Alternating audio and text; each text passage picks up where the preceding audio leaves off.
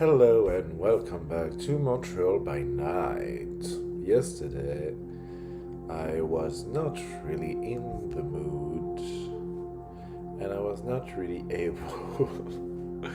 um, so I remember reading about Massey Danovich. I think I probably finished it, didn't I? So maybe I should start with midget again. I don't know. I think I've left it there anyway, so I think that's the right way, right? So let me turn that down a bit. You don't need to hear that thing yelling so much. So midget is a mere 4 foot 1 tall and relishes in the gawks and leers he gets from people. No one knows where or whom midget was, or by whom midget was embraced. Danovich found him in the 1970s, and midget has been a member of the circus ever since. Midget is an outsider among outsiders. He rarely attends his pack's rites and has shared in the Voldery only twice. Midget also has the habit of disappearing for long periods of time, when no one, not even Danovich's creation, can find him. Danovich mistakenly attributes his coven mate's erratic behavior to his Malkavian nature. Unbeknownst to all, Midget is a follower of the path of evil revelations and a faithful servant to Pierre Belmar. He is setting up a cult for his master and gathering the tools his master needs. Midget also serves as an intermediary between Pierre and the Tremere of Quebec. I don't know, I like to say Tremere and Simise. I don't know why. I just prefer Tremere. I don't know, Tremere sounds a bit, I don't know, not Italian enough. And same for Simise. Simise sounds a bit more. I've heard some people say ceviche. I'm like, it sounds like ceviche. I'm not here for, you know, seafood. Or like cold dishes of whatever kind. But, so yeah. Simise, Tremere. And they hate each other, so it kind of makes sense that, I don't know, they have a similar way of saying their name. Midget's short body is completely out of proportion. His arms and feet are different length. His face is asymmetrical. His left eye is larger than his right, and his mouth is off-centered, which gives him a perpetual grin. Okay.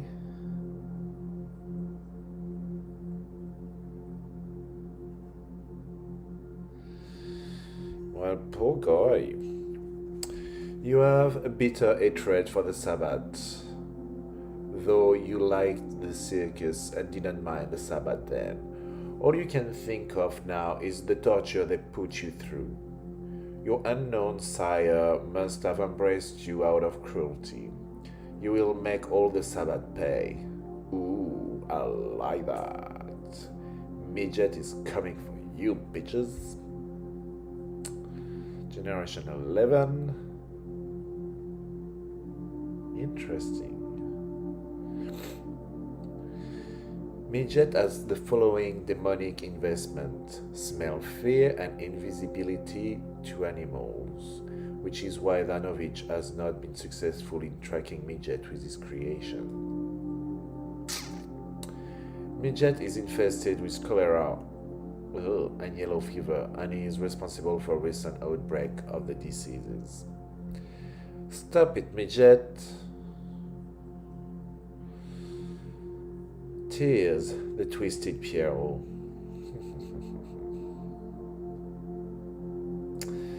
I kind of was the first one, Danovich. It's kind of an interesting premise. Tears is one of the few to have survived the widow's passions.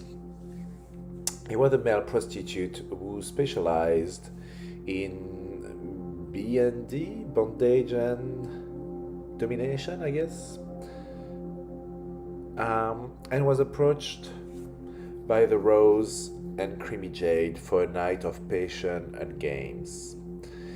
Instead of being the master, Creamy Jade turned him into the slave and subjected him to the most degrading and vile of acts. As the evening progressed, Tears' mind came close to the shattering, and Creamy Jade had not even used dementation on him. As Tears stood on the brink of death, Creamy Jade decided to embrace him because she had never taken a child before. His creation rites was both painful and pleasurable, and Tears enjoyed the widow's love for the following weeks. Sensing that the Cathari might get tired of him,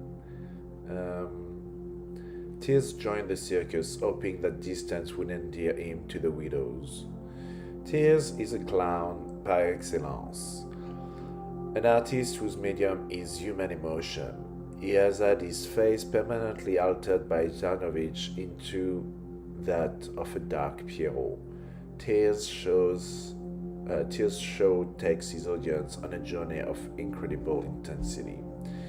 Using dementation and presence, he instills every possible human emotions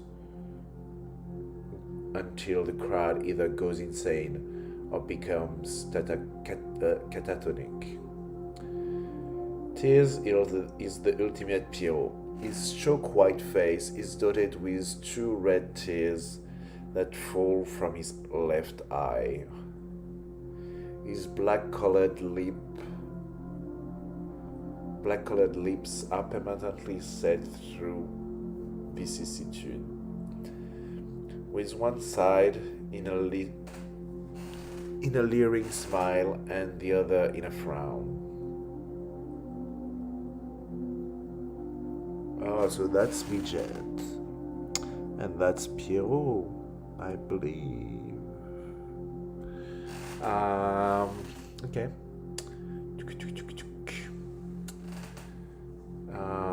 Tears wears a black satin suit and white bloodstained ruffles around his neck and ends. Your mood determines your reaction to those you meet. You enjoy playing with others' emotion, making them feel the emotion that they desire and fear the most.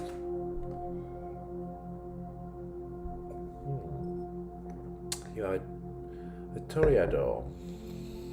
Interesting.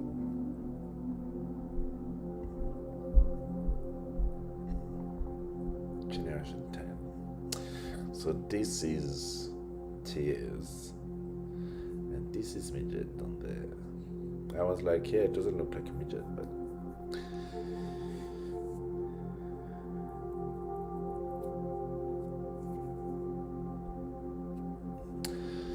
okay, let's move on to Les Miserables. Oh dear, this calls for a very special blend of psychology and extreme violence. Vivian, the Young Ones.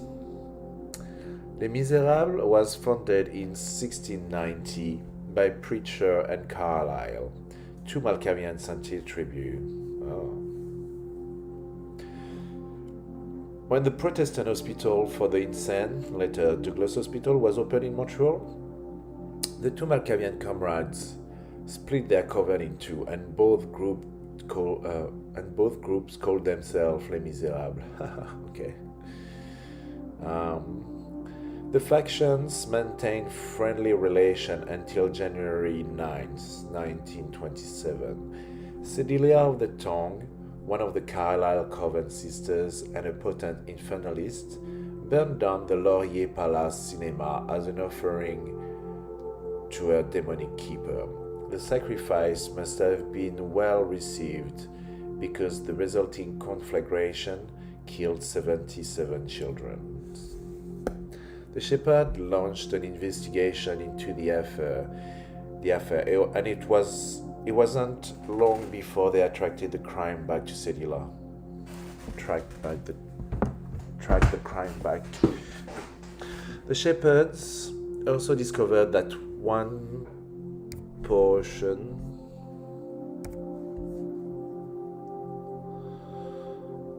of the split coven had been compromised to infernal powers. Carlyle and the rest of his cronies were subsequently destroyed by the Sabbath Inquisition, though Sedelia was never found. Preacher and his coven were found innocent of any diabolical dealings and were allowed to remain at Douglas Hospital as Les Miserables. Since that time, little has affected Les Miserables with the exception of its leader's disappearance, with Preacher's absence since the October crisis of 1970. The coven has been under constant threat of breakup. Carolina Valles is exploring the possibility of disbanding Les Miserables and assigning its members to other covens for now. However, the coven mates are treated with as much respect as any servant. Les Miserables' lair has been Douglas Hospital for 116 years, prior to the asylum opening as the Protestant Hospital for the Insane in 1890. The area was a 110-acre property known as Aidley Farm. While the initial control of the hospital grounds was limited, Les Miserables enjoyed a golden age during the 20s and 30s. A shortage of staff for the hospital's 800 patients allowed many inmates to slip through the crack and vanish the care of the coven. The coven's heyday ended after a mad spree from 1950 to 1956, when its members dominated the resident doctors to sanction the lobotomies of 140 patients. Les Miserables lost a great deal of control over the staff when Preacher disappeared. Today, Toy and Skin are the only canines left in a hospital complex of 35 buildings and 1,000 inpatients. Although he has access to most buildings, Skin refuses to approach the community psychiatric center since the opening of the Brain Trust, Canada's first storage facility for brain tissue. The center also serves as a research clinic for biological psychiatry, behavior modification, and the study of mental abnormality. Between the CPC's souped-up security system and its emotionless black-suited goons, Skin has wisely decided to steer clear of this portion of the hospital. It is better that it does so. The technocracy doesn't care for the demented antics of vampires, and the New World Order is not known for its sense of humor. Les Miserables has no established rights, but Skin often invites himself to those four other covens. He is usually welcome as long as he brings Toy along for fun.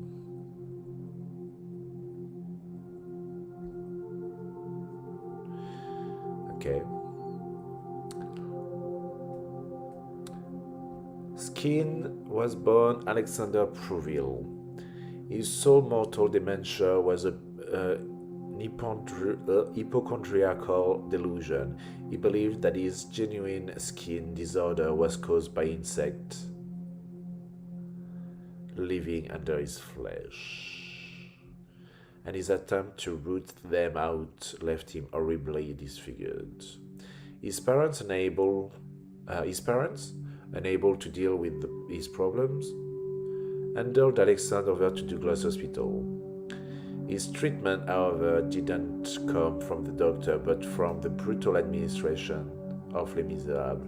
They used dementation to foster his delusion and gave him exacto knives, ice picks, and screwdriver to help dig out those annoying pests.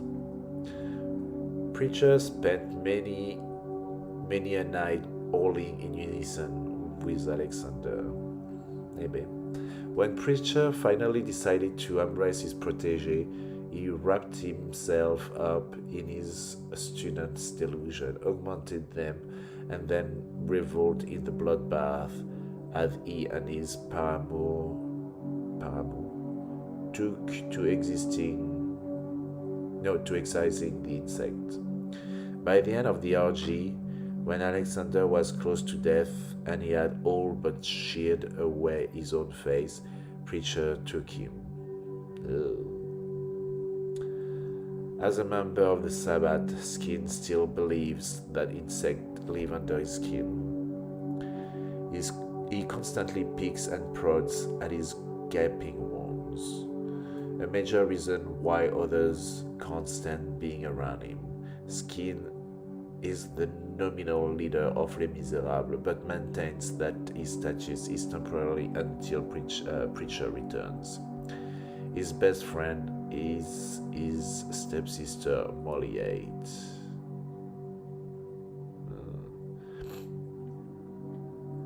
From, I can't remember.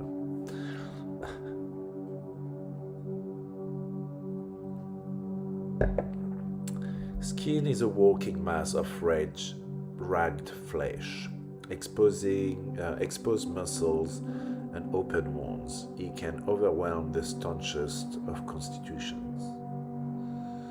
So I'm guessing that is Skin over there.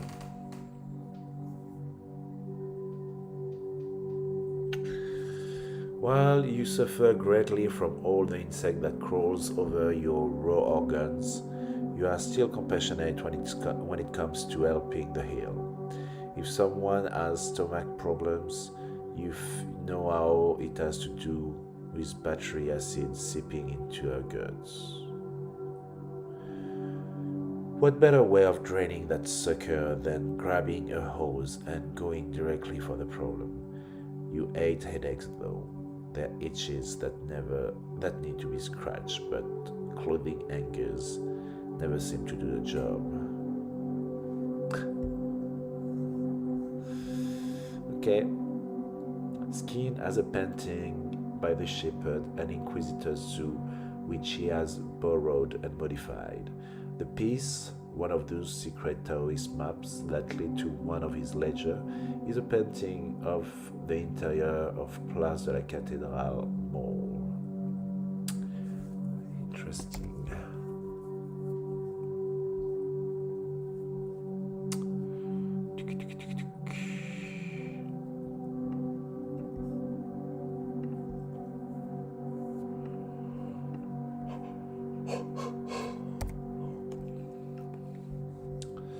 Skin suffers from hypochondriacal and schizophrenic delusions. Skin's dementation ability, mind tricks, is subconsciously tied to his delusion and centers around the insect he believes are inside him. His power is always on and always affects him and those nearby.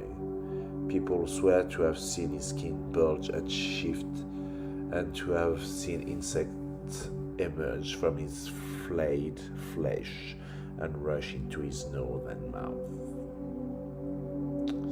Ooh.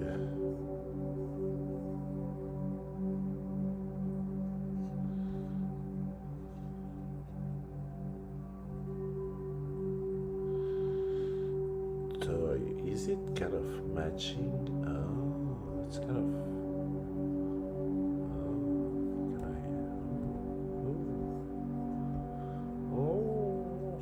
Better. It's zooming. That's why it's automatic. It's zooming automatically to where the text is. It's not even based on how far I am from the.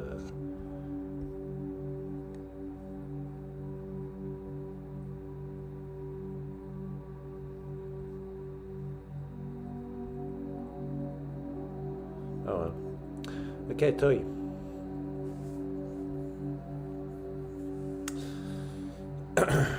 Nothing is known as the completely feral Samedi known as Toy, save that he failed his creation right sometime before 1800, and that he lay in torpor in his grave until 1852. Toy's embrace was more likely a joke than anything else. He was born without arms or legs, and was thereby unable to dig his way out of his grave. When the Saint Antoine Cemetery was dug up and moved in 1852, the Sabbath exhumed those vampires who never survived their rite. When Toy was found, Preacher managed to convince Archbishop Strathcona that the Samedi was never given a test comparable to his ability. After a great deal of badgering and some suspect of the use of Dominate, Strathcona agreed to retest the diminutive Samedi. Toy was brought out of torpor and put in a toy chest, along with another vampire who was undergoing the creation rite. After an hour, the chest was reopened, and Toy, half floating in a pool of blood and gore, was declared the winner. He thus earned his nickname and has been kept ever since by Les Miserables as a national treasure. Toy will rest in his box, completely insane, sealed up every night until feeding time. Les Miserables sometimes used to send neonates through their creation rites, but none have survived. Toy is a Samedi quadriplegic. Filth, blood, and grime, and chunks of flesh cake his face and clothing. His mouth is filled with razor-like teeth. Imagine a rage-driven, decomposing monster without the capacity to express his fury due to missing limbs. Toy is much, much worse.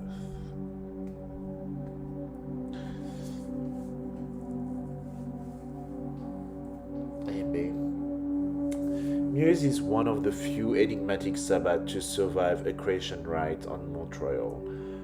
Thought to have been embraced prior to 1800 by a daughter of cacophony named Rita Dumare, Muse vanished until 1847, when she was found in Pointe Saint-Charles feeding on the victim of the typhus epidemic. 6,000 immigrants died between 1847 and 1848. Muse's eyelids were fused shut through unknown means and could not be opened despite repeated attempts. She never spoke a word and only hummed a strange soothing lullaby. Few realized that Muse was one of Metathiac's servants. Her eyes were sealed to ensure that she never witnessed the devil nature of her demonic keeper. A power to soothe was used by the Decani to keep his herd of tortured creatures from becoming completely bestial.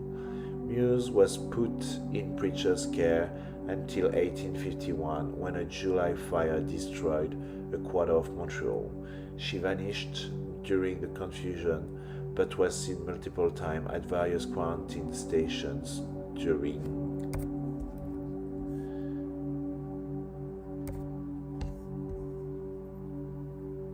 cholera epidemics of 1854 and the typhus epidemic of 1918. It was later theorized that Muse may have been responsible for spreading various diseases across Montreal. It was only in 1981 that Eliza the whale rediscovered Muse wandering through Montreal's sewer system. Muse was again taken into the fold of Les Miserables but this time was allowed to remain in the sewers, except when participating in Sabbath rites. Elias believed that she may have lived a good part of the 20th century by hiding in Montreal's underbelly. Muse spent a night singing softly and wandering through the underground of Montreal. Elias, who watches out for her when he can, suspects that she is singing a lullaby to the sewer system. As far as he can tell, she believes it is somehow alive, and she is singing to keep it from awakening. Okay? The thought frightens him. It may not be the sewers that she keeps asleep, but something inside them. The one mystery that confused Elias is Muse's change of clothing. He doesn't know how, but Muse currently wears the flesh jacket that Véronique Lacruelle made from La Petite Moïse. Elias doesn't know that Métathiax gave the jacket to Muse as a gift after he turned Véronique into one of his bestial thralls. Who the fuck is Véronique again? Muse is a beautiful woman despite the crime that cakes her face. Her hair is honey blonde and it's matte of filth. Her clothing is always tattered and torn. Muse's eyes are permanently fused shut. Vicissitude is suspected. And Elias has covered them with a red bandana. The kyanite leather jacket that Muse wears was last seen worn by Véronique Lacruelle on the night of the Setit attack in 1975, when the then Archbishop disappeared. Muse does not react to her environment. She merely hums the same melody over and over again, and any hostile action taken against her do not change the tune, merely the pitch of her voice. Muse sings to keep Métathiax's creature in check, and is secretly guarded by Leperhead, the black spiral dancer. She is from the daughter of Cacophony, of a loner nature and loner demeanor. Okay. Okay. How far am I? 27 minutes. Well, I have just the Kamaila. I can do this, bitch. And that finishes the fucking chapter 5. I'm done with the characters. But, yeah, it's interesting. I really need to kind of set it up, create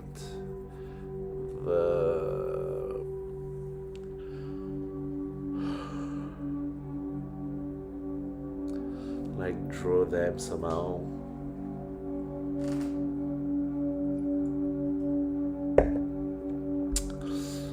Valois Sang, the Watcher. Looks like the Witcher. In a city like Montreal, there are plenty of shadows in which to hide, and Valois Sang makes use of them.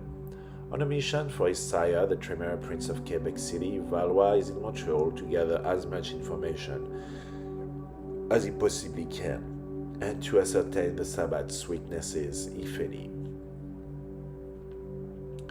Valois, a psychiatrist in life, quickly rose through the ranks of the Tremere hierarchy. His mission in Montreal is a test of his newfound status. Having arrived only a few months ago, he has established himself in a secluded mansion in Westmont that has a commanding view of the city. My dyslexia, like a bilingual or maybe quadrilingual dyslexic. That would be an interesting kind of character, right? Having arrived only a few months ago, he has established himself in a secluded mansion in Westmont that has a commanding view of the city. Valois is in contact with Marie-Hélène, a member of the Lost Angels, who has secret designs for Montreal. Valois is under orders to eliminate Marie-Hélène if she poses a threat to the Tremere mission. Aside from testing the Sabbath strength, Valois is charged with discovering all that he can, only that can, okay.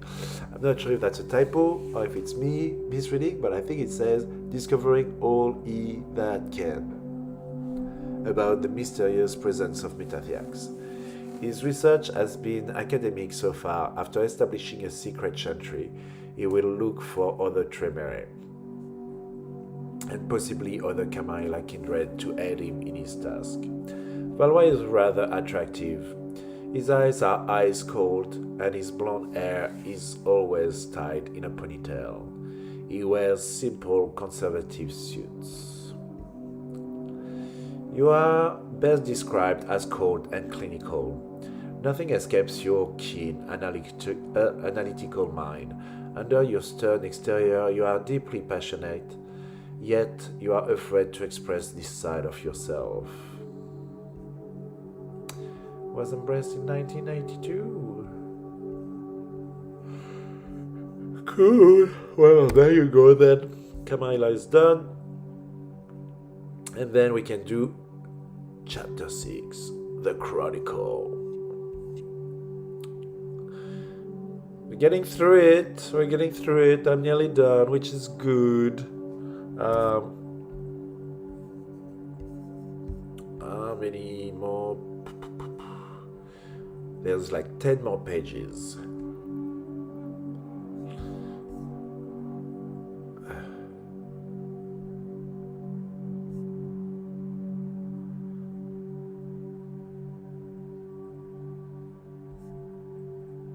Oh. The Sabbath Inquisition.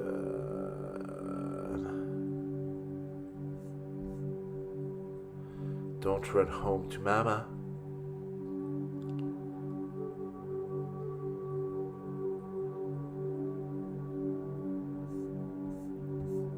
Oh, that's it.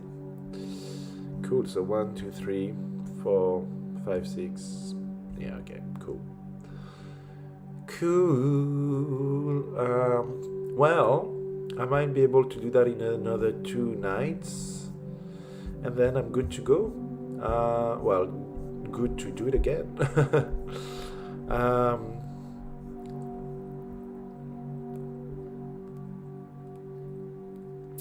I will have to check what I can do with the different characters.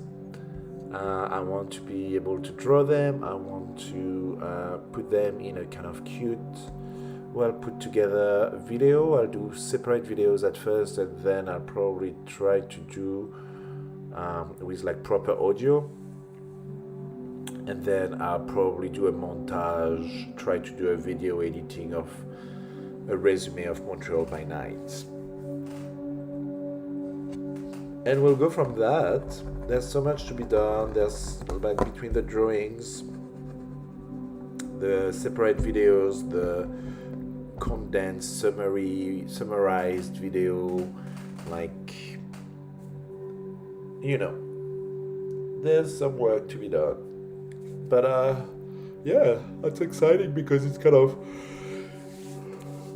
giving me insights on extra stuff to put in LFD, which I've updated in Unity and nothing runs anymore, so I'm not sure what I'm gonna do with that, but it'll take the time that it takes. It would be a good time to refactor and actually clean my code, so I might stream a bit less, all the level design and stuff, and actually do a round in like proper coding.